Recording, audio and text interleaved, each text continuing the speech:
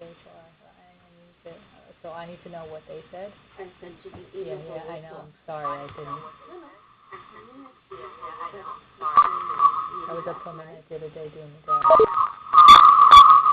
So I'm going to see what one of our meetings is.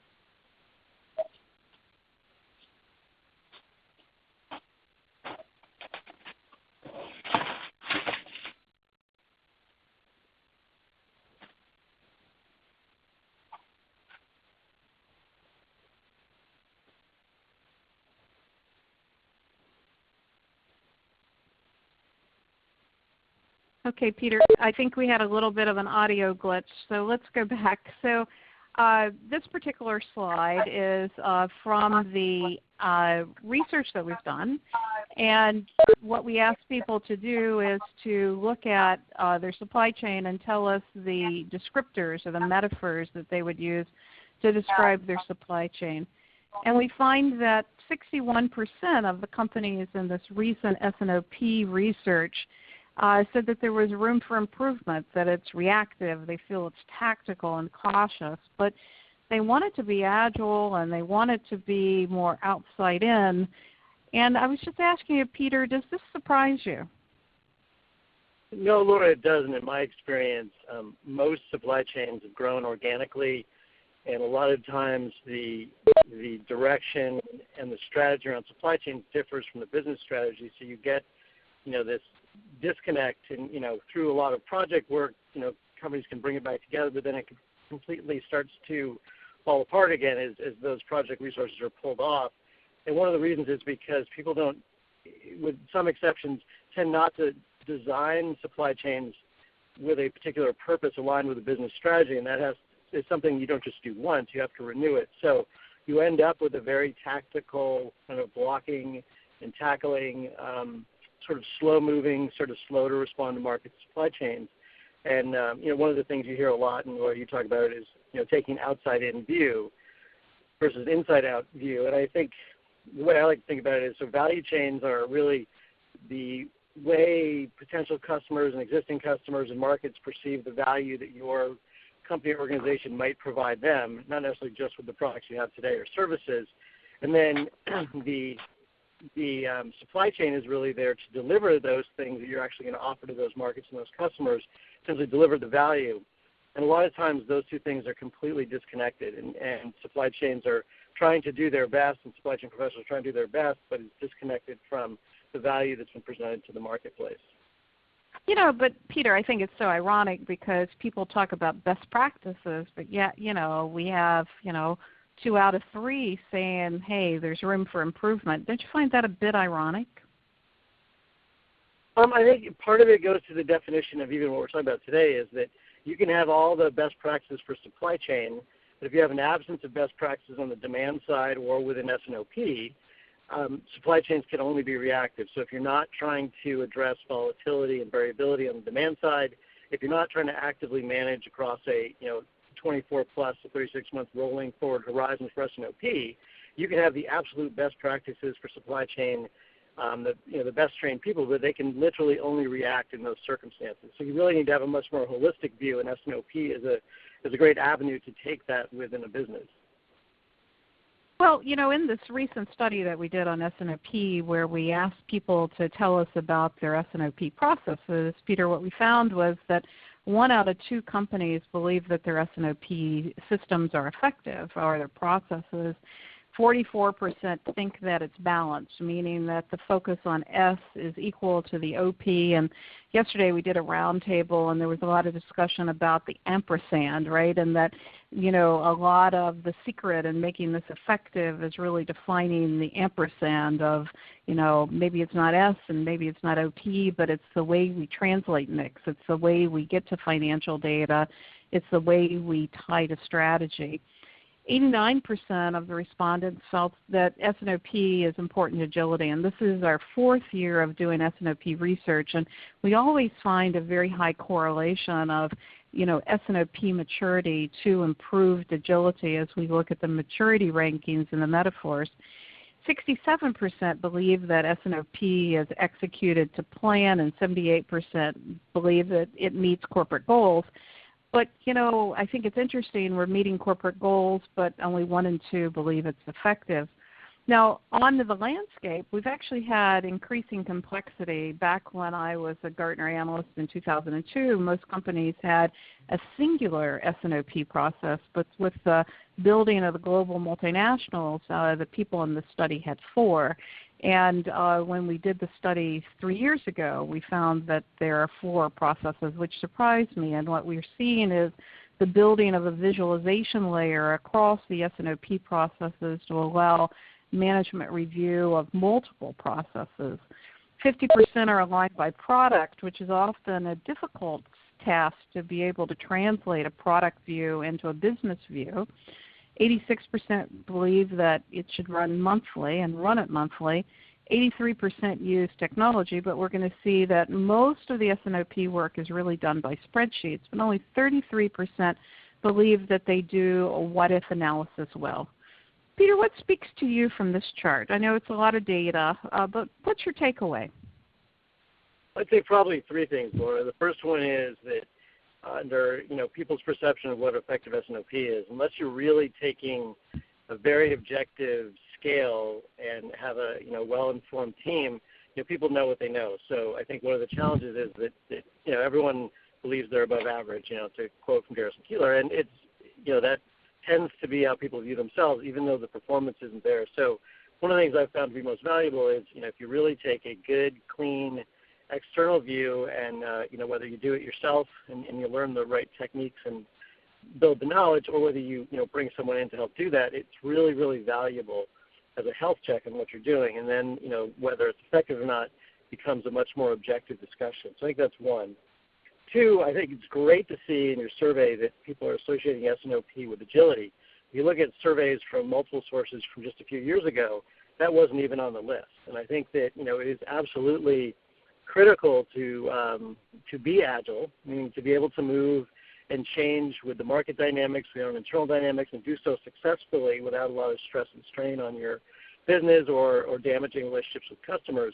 S&OP is a key part of managing that. Now, there's a lot of other things you have to put in place to truly be agile, and it doesn't always fit every strategy. So I think that's really remarkable to see that level of understanding and value for S&OP. I think the other one is the number of processes. I think that people are recognizing that with global businesses and the need to have a differentiated market face, but in a lot of cases, if you have global supply chains, still manage your core production processes efficiently. You need to have sort of multiple processes that all sum up to either cross-business processes at a certain business segment level, and even up into the corporate level for the right level of focus. Is really important for businesses to succeed in managing themselves through S&OP. So I think that's also important that people are beginning to recognize that you just can't have one process. You've got to have one that's aligned to the structure of your business. So those are the three things that really strike me out of this information, which I think is great to see, this kind of feedback. Yeah, the agility and alignment have come through as correlations on the prior studies we've done, and we're continuing to work on this one. We have the study still open. We will need a bit more sample to finish the correlations. But we find that when companies are balanced, meaning that the S equals the OP, and where they're aligned, that the gap between sales and operations is small, that they actually make more progress at the intersection of operating margin and inventory turns. So I think it's an important discussion. So let's continue. Let's talk about why is it so hard? Well, we asked the group, what are your issues? And they have 4 challenges on average, but getting to the right data in a timely fashion ranks right up there at the top. And then lack of understanding and support from the executive team is number 2. And this is really at a process level, Peter, and then lack of skilled resources and support from other functions. How do you feel about this? Is this what you're seeing in the industry as well?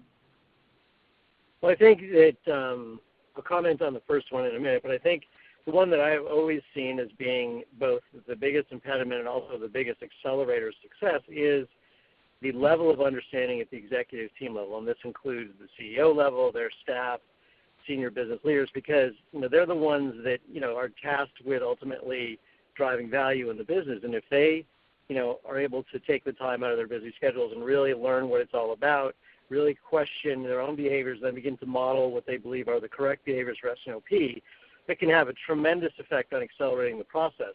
If they kind of step aside and kind of say that's sort of a supply chain task to bring in S&OP, or it's more of a middle management activity, and kind of step aside, 2 things happen. 1, people take that as a signal that it's not really that important.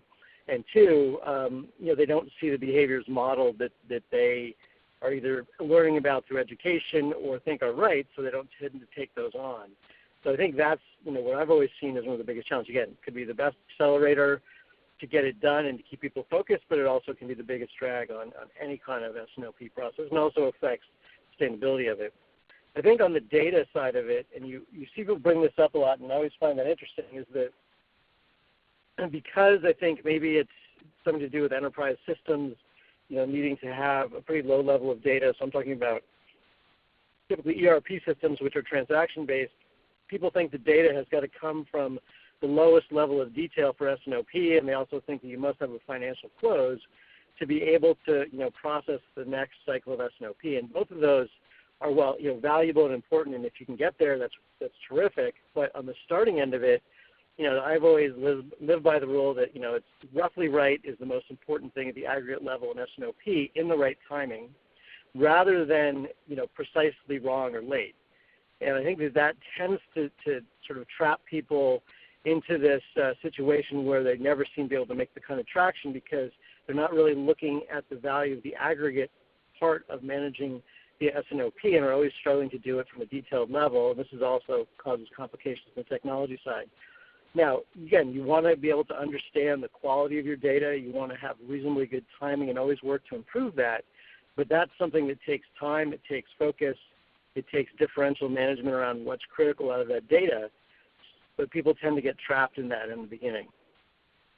Yeah, and we've had so many mergers and acquisitions. I was doing some research. It's like 2,700 mergers and acquisitions in the last 8 years in the process industries. And we also have an average of 5 to 7 ERP packages. And, I've seen companies with 30 to 40. So, the enterprise application landscape has become more complicated in my years as an analyst. But I like your statement about generally right and on time. I think sometimes people want to get it so precise that they delay and they're not in the rhythm.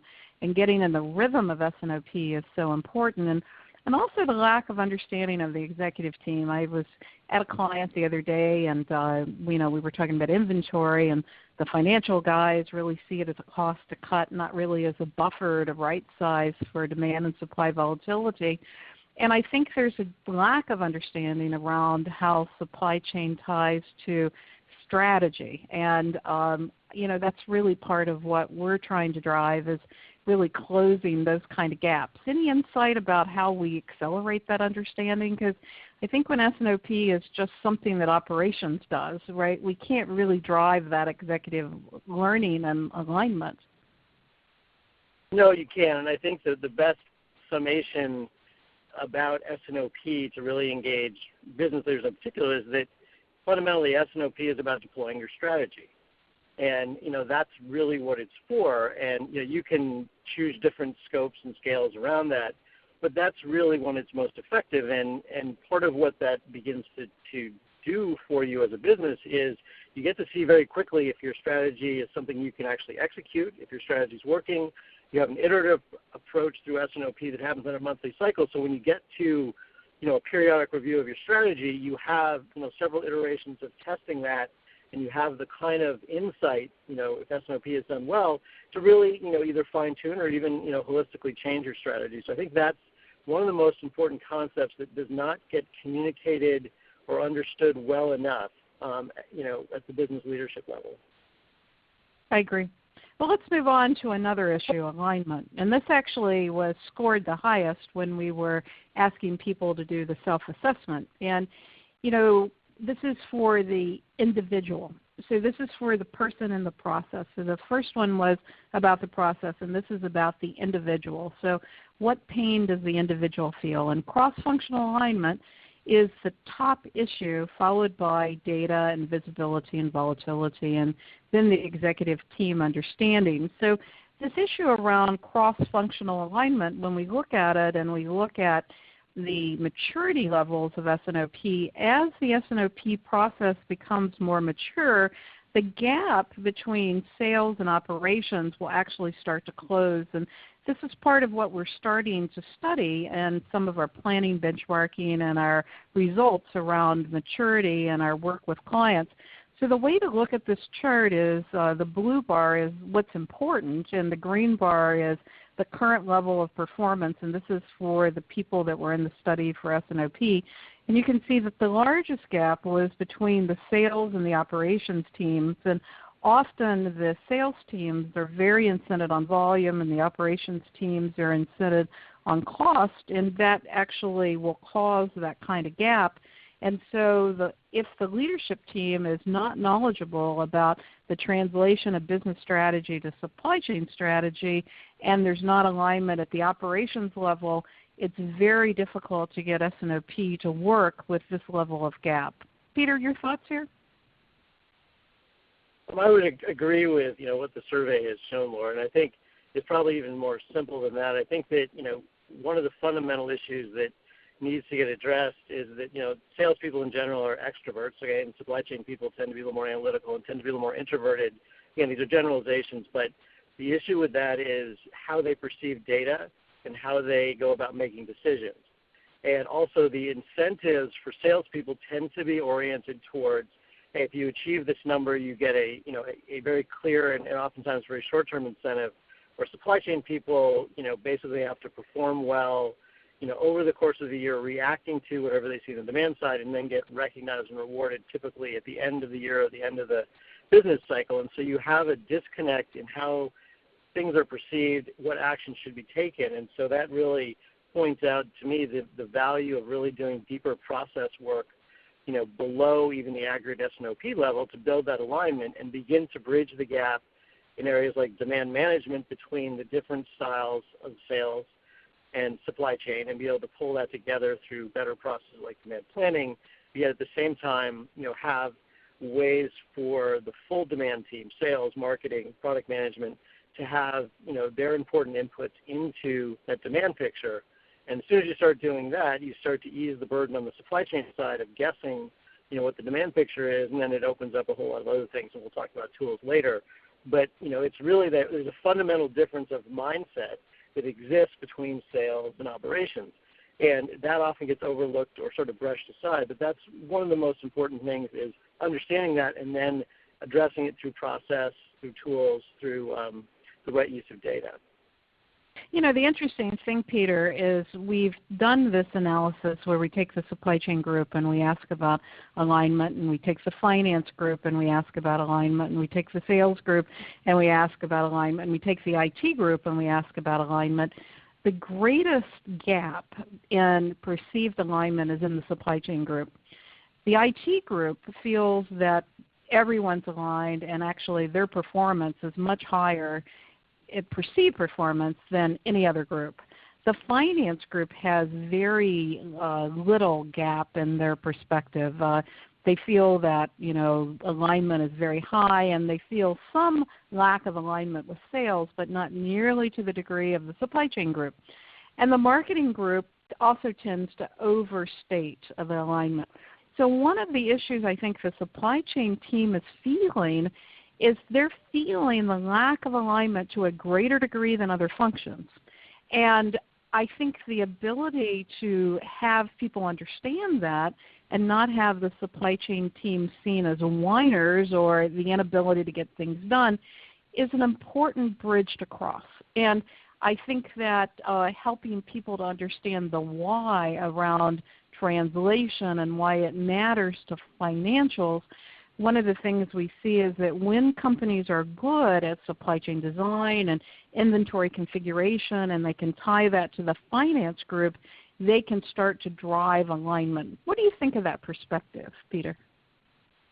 I think that it's a really good observation, Laura. I think that this also points out the need for really focusing on change management, because that really helps people sort of think through, builds out the correct communications, brings in the right kind of gap analysis of what needs to be addressed in terms of change, and prioritizes it to really help with issues like this. Because there's always going to be significant discrepancies between how you operate as a market-facing team, and that includes sales, and how you operate as a supply chain team who's got to deliver things. Again, it's that same outside-in versus inside-out approach. And if you don't bring those together through both process, sort of collaborative education, through frameworks that can help people understand that and bridge those gaps, you're never going to get there, because sales and operations, supply chain are all going to run through their verticals, and that's unlikely to ever change. So you need to be very, very cognizant of the processes needed and the process translation that's needed to be effective and to bring those two groups together. Yeah, we're doing some planning benchmarking work right now with 10 nodes or teams around the world, and they're primarily in process industries, and they're very experienced planners.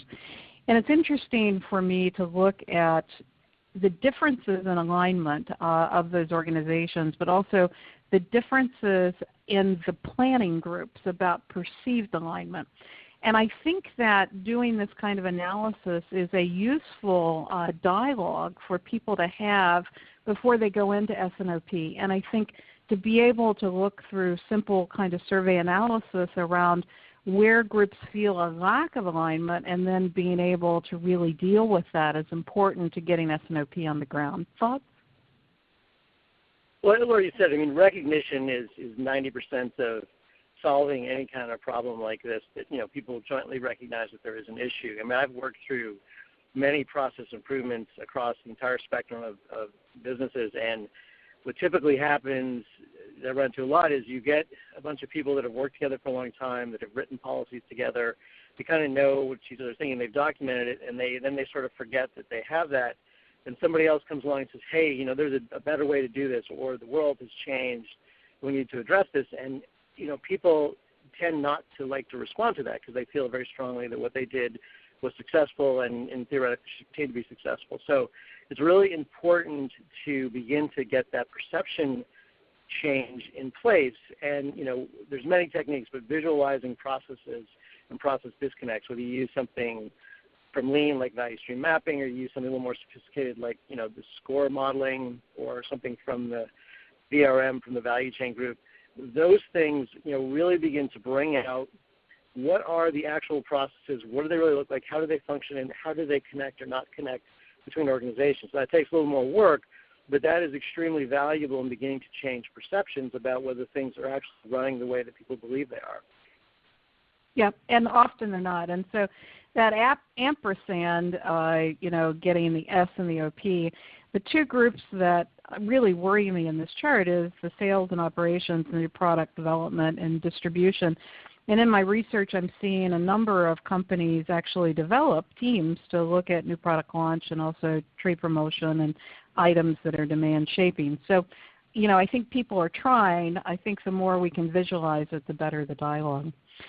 Now, the other thing we see in the research are process gaps. And so what we wanted to do was to ask people again about what are the gaps in the processes.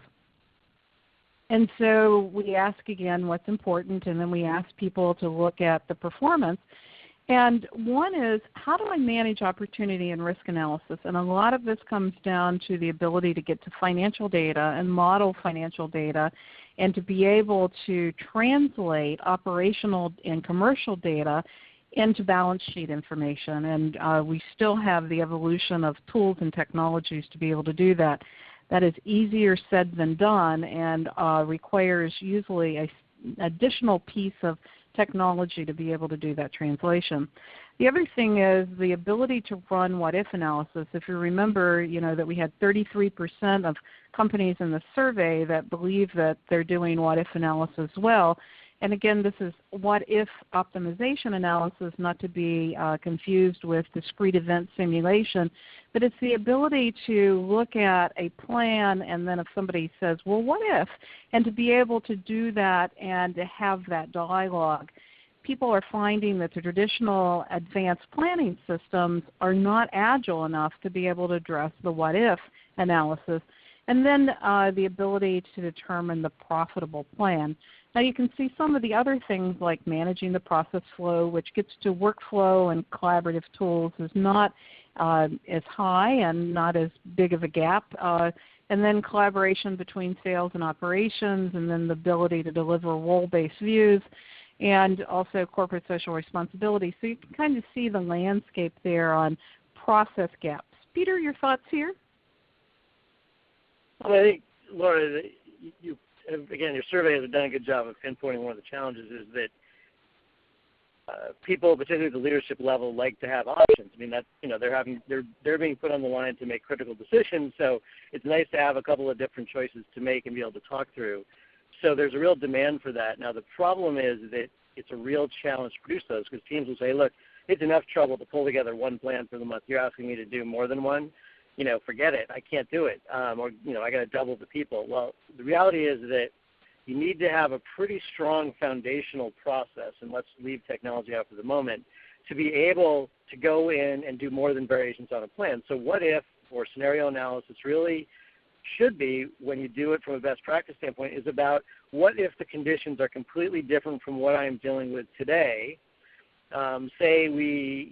Say something from a resiliency standpoint comes up, a natural disaster wipes out the ability or even a market for a period of time. Well, that's pretty dramatic.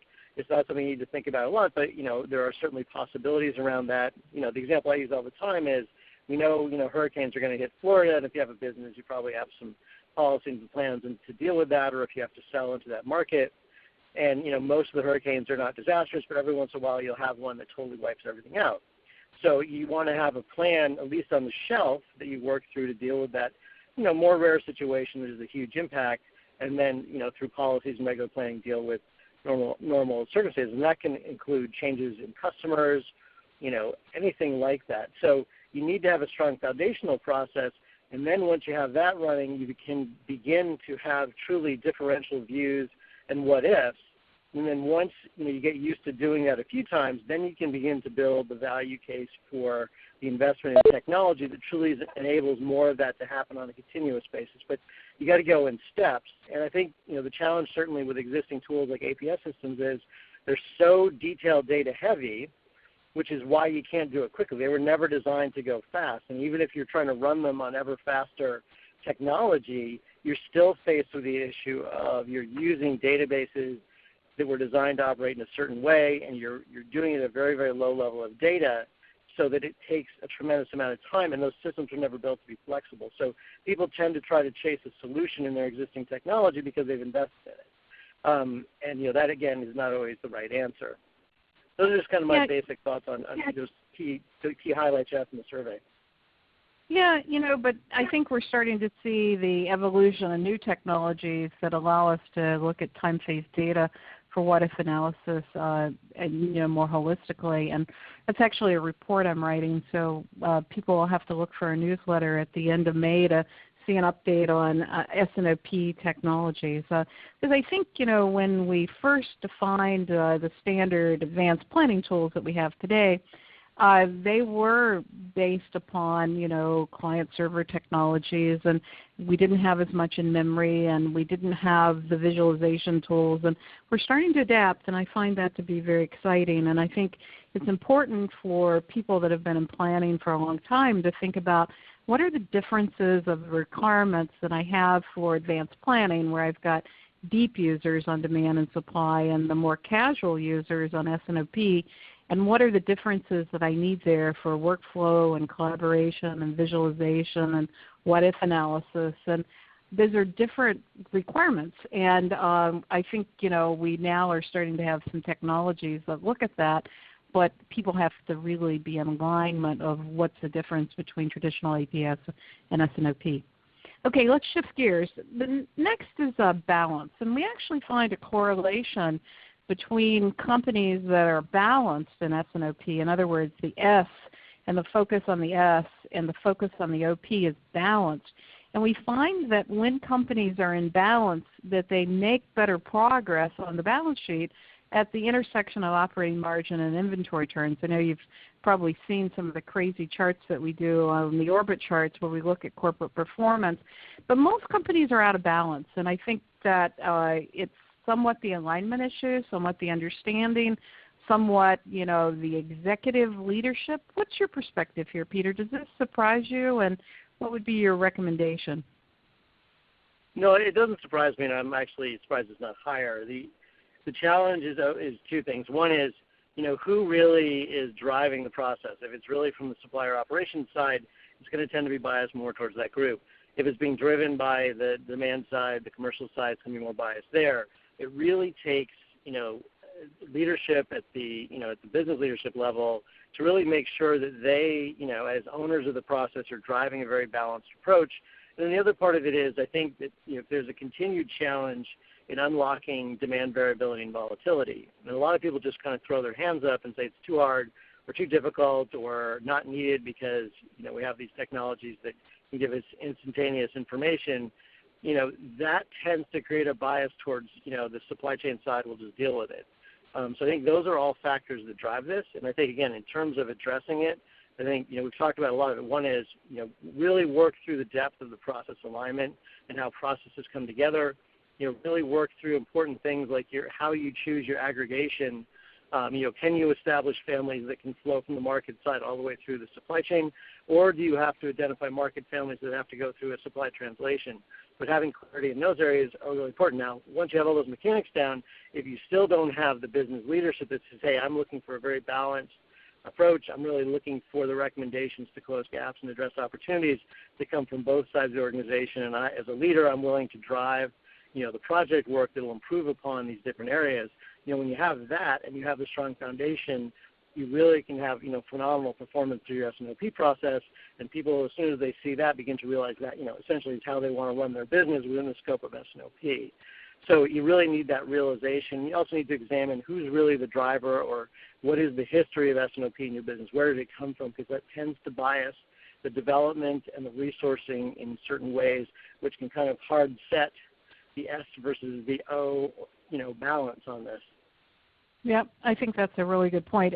Culturally, companies are so different, and I find that companies aren't often aware of just how different they are, and they try to go out and try to benchmark, and they're really missing that cultural element and where S&OP came from. Okay, let's talk about technologies. Now, we talked about that we're moving from traditional APS or advanced planning systems to S&OP systems that allow us to do visualization and allow us to do what-if analysis. In the study, people would use an average of over 2 tools and look at the dependency on spreadsheets. Peter, this surprises me. We just can't get out of our spreadsheet ghettos. And then 53% of the study are using forecasting, which I can't imagine doing an S&OP process without using a forecasting technology. 44% are doing supply planning, and we actually find that there's less satisfaction with the supply planning tools than the forecasting tools. And then, if we look at the other side where we're looking at the evolution of the specific technologies, we have a lot of dependency on just basic ERP without APS layers. What are your thoughts on this? I think this is really reflective of what people actually experience, Laura. So I think this is pretty accurate. From my perception on this is, you have a couple issues. One is, you fundamentally have to run any kind of sizable organization and multi-regional, multi-product line business. You have to have an effective ERP system that covers the transactional space, connects financial information at a low level to the transactions. That's simply the only way you can effectively run your business with any kind of integrity in an efficient way. So businesses tend to spend a lot of time and effort on that, and then because of they've been around for a while, people tend to layer on some kind of supply chain optimization tool, whether it be APO or something like that, that helps you facilitate all that information, but they tend to spend so much time and effort and money on that, they think that that's got to have a solution in there somewhere for S&OP. And the problem is not recognizing that it's really an aggregate process. So I think you definitely need to, invest and resource and effectively get your ERP system running well, and also recognize what it can't do, and the same thing with APS systems, where their value is and where it isn't. And that really sets the stage for understanding, what do you need from an S&OP support standpoint, what's going to enable the consensus kind of aggregate views, what's going to allow you to translate those consensus views to detailed ones and vice versa.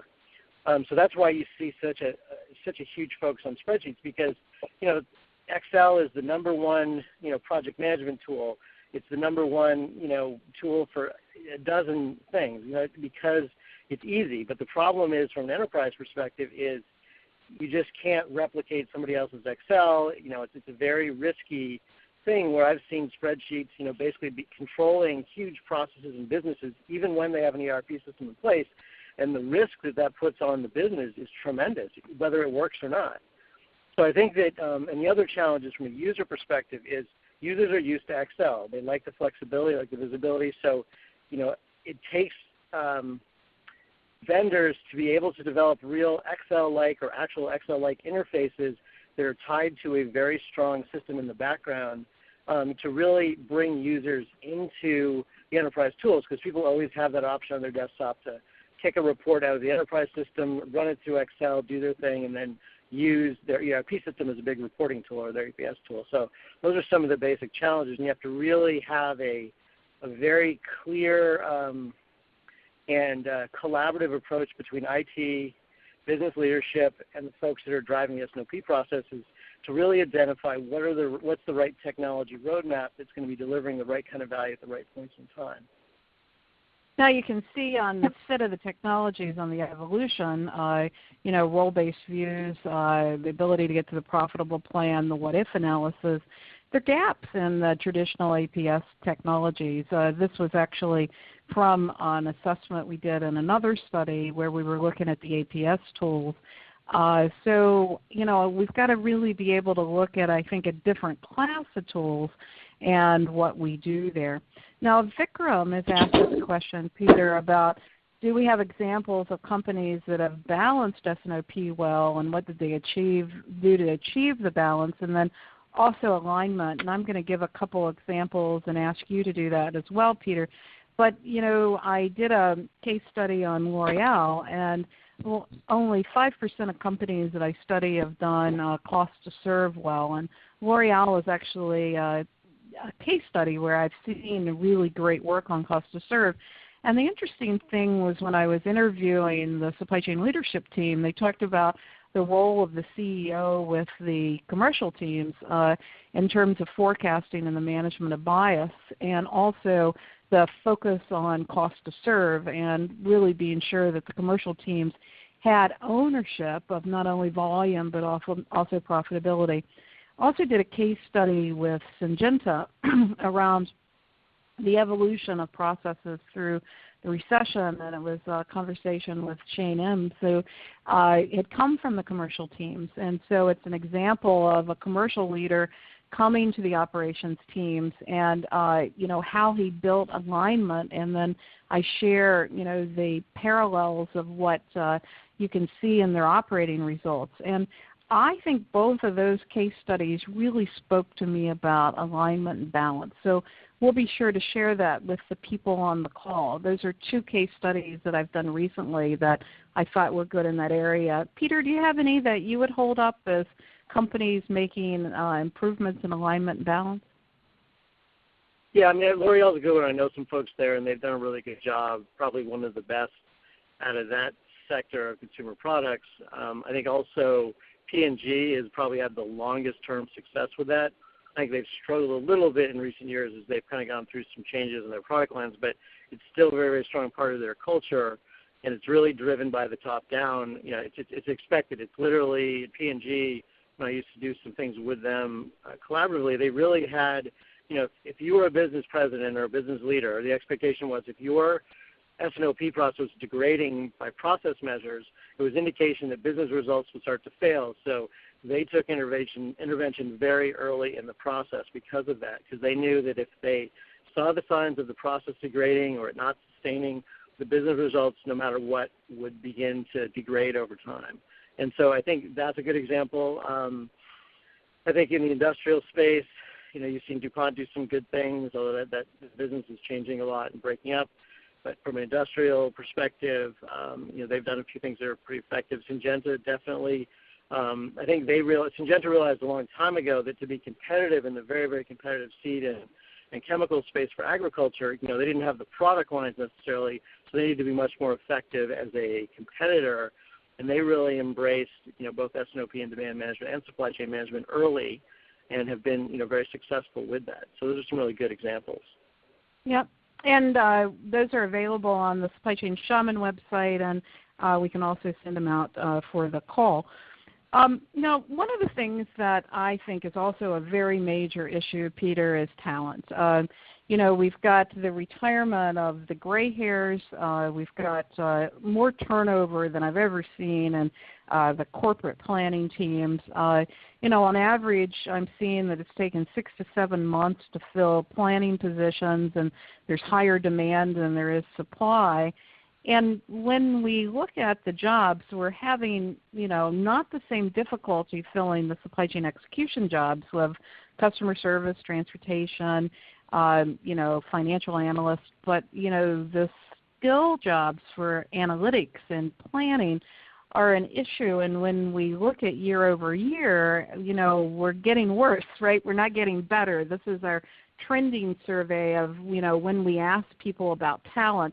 How big of a factor do you think talent is in this whole situation? Talent is huge. I mean, through Apex, we've been tracking the talent gap for 10 or 15 years, from a strategic level, and, really, trying to raise that as an issue for both members and businesses, because it's been very clear. Now, there have been some really great things that have happened. You've seen much better educational programs at the university and graduate school level, and things like that are really beginning to help that, but it's still not enough because, as you said, the numbers of people leaving supply chain roles because of retirement or different alternatives, is huge, and it's a huge strain. And a lot of those people are taking what you call tribal knowledge or experience with them that hasn't necessarily been worked through from a process standpoint, or there's no way to really sustain that knowledge. So businesses are finding, they have this huge talent gap, and they're facing collapse in certain areas where they're scrambling to fill them because you just can't, bring that experience, or you can hire better and better people these days. But, these people are, 1, 2, 3, 4, 5 years out of school and lack, the depth of experience. So you're really, stuck in a very difficult position. I think, one of the things that, the two things you point out there is, one, supply chain director talent is a big gap, because you're asking supply chain directors to really essentially, help participate in the creation of strategies and do it at a business level and also execute those successfully. And they also have to be able to operate at a very detailed level to understand what their teams are doing and best support them. And that, again, takes experience. It takes knowledge about supply chain practices and S&OP practices.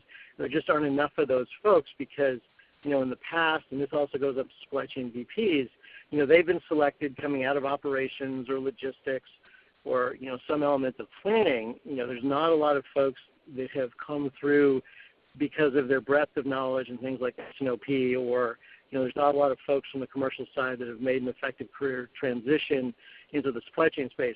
Now, there's some outstanding examples. You have some tremendous, supply chain leadership in a lot of the consumer products companies. You mentioned L'Oreal, where people have built great careers by doing really phenomenally good things in the space. But it's not, that is not, there's not enough of those people to go around. And so you need to develop them yourselves, and that's, really what it comes down to, is you're never going to be able to hire enough people to fill these gaps. You've got to have a comprehensive, education and development program, giving people the right experiences, bringing the right kind of talent in, opening yourself up to, a lot of times people with outside views, because that's what it takes to be successful in that space and fill that talent gap. But that's going to be with us for some time. So here we go. The people on the phone, when we ask them to look at the research-based issues that we've come across, and we ask them about why is S&OP so hard, Peter, here's our answer from the group. Organizational alignment, is a major issue, and the change management issues and the focus. How do you feel about this result? I think that's, again, it's very accurate for what people experience every day. Now, it depends a little bit where you are. If you're on the implementation side for the first time of a major S&OP initiative, that's one of the hardest things to achieve. If you have it up and running, again, it depends on, who's really driving and sponsoring the process. Is it more the supply chain folks? Is it, finance? Who is doing it? But I think that organizational alignment is one of the toughest ones. And the way that I've found to solve that is, three big things: change management, but doing it with the right kind of talent in the change management space and getting buy-in, from people. That's the most important. Second, you need to really take a very process-centric approach to addressing, how S&OP and even supply chain value chain processes happen across traditional business processes. If you don't do that, you're never going to get to the depth of alignment that you really need, because organizations, are organically grown in a vertical, and that's where the people have always had that experience, and that's how they tend to be. So unless you take a very, very focused effort to address that, you'll never kind of get past it. And I think the third one is really getting the education in place so that people really, truly have the experience, understanding the collaborative nature that's required to be successful in this space. And that, often is overlooked as well. And I would lump that in to some degree to change management. But, those are the things that tend to be big hurdles. Those also tend to be the things that get cut or overlooked in any kind of, improvement project or process. So it takes, a fairly enlightened set of leadership, a fairly determined, group of center of excellence folks to really drive this, because even in the most, progressive of businesses in this space, it's not easy. And so I would agree with what I see here. Okay, well, we're on the countdown for our conference in September. It's the event where we're going to imagine the supply chain of the future. We've got a number of showcases of new technologies, and we've got roundtables for people to talk about new technologies like S&OP. If people can't attend in person, it will be live streamed, and so you can dial in and hear it from our desk. And we would love to see people there. There are a number of roundtables around what's happening in the industry. We're also launching a new community, which will happen this summer, which will allow financial benchmarking and will allow maturity model analysis and access to the research, and also to be able to look at career centers and to be able to share information. And for people in the Northeast that maybe have training barriers and they can't get travel money. We're doing some training in Philadelphia, and we're launching our new game called Supply Chain Impact, which is built on any logic and allows discrete event simulation of the bullwhip effect and the ability to get some hands-on experience with what's happening. Because I think one of the issues around alignment is just understanding it. And the bullwhip effect is easier understood through experiential games, and so we felt like the beer game needed to be rewritten and brought up to a little higher level. So in the game, people will play 10 rounds of mocked S&OP, and one group will have outside-in data or channel data, and the other group will not, and it allows people to see the impact on the balance sheet. So this is Laura Ciceri. I thank you for joining us today. We value your time. We value the people that participate in our research.